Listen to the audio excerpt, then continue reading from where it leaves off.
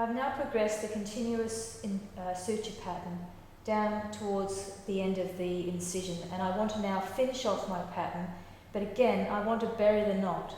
I want the knot to be buried in the deep plane once again. I don't want the ends to end up on the superficial plane where they may sit under the skin and annoy it.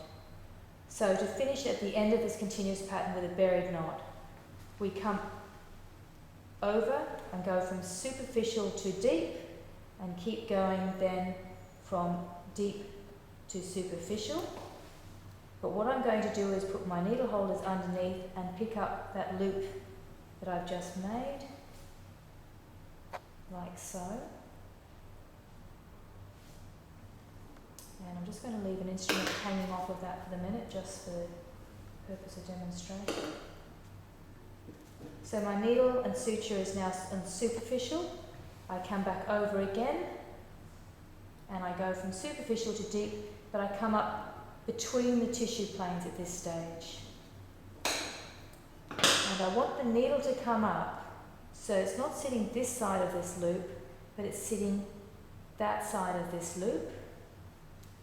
So we have the original loop this side, we have the new loop this side, and the suture, the end of the suture that has a needle on it coming up between the middle. I'm just doing that purely for demonstration. If this was to come up this side, when I pull that down and then I go to tie this knot off, it's going to tie across this piece of suture.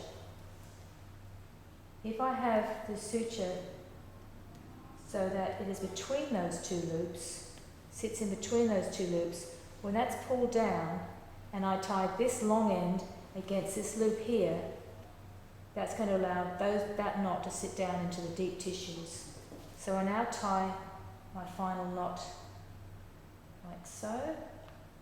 I'm leaving this loose again for the purpose of demonstration.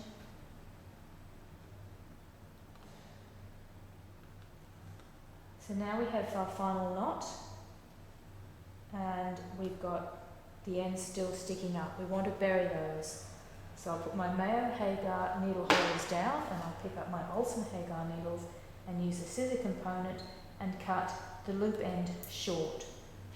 Now you might be able to appreciate that that knot is still visible. I need to bury that knot. First I rethread my needle.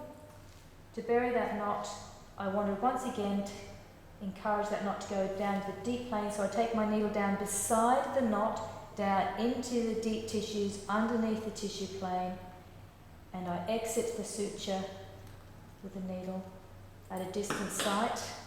And what that will do will now pull that knot down and encourage it to sit into the deeper tissues, and the knot is no longer visible. So we now have a buried knot at the beginning of the continuous incision and at the final end of the incision. We then pull up and cut that end short, and both ends have got buried knots.